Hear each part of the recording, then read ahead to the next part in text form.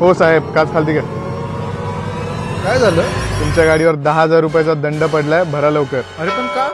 1 April 2025 पासून तुमच्याही car किंवा बाईकवर 10,000 रुपयेपर्यंत दंड पडू शकतो जर तुमची गाडी एप्रिल 2019च्या आधी रजिस्टर झाली आहे आणि त्या गाडीवर अशी HSRP नंबर प्लेट नाहीये तर. पण तुम्ही टेन्शन कशाला घेता? तुम्ही तर मराठी टेक मुलाला फॉलो केलंय. मी सांगतोय फाईन कसं वाचवायचं.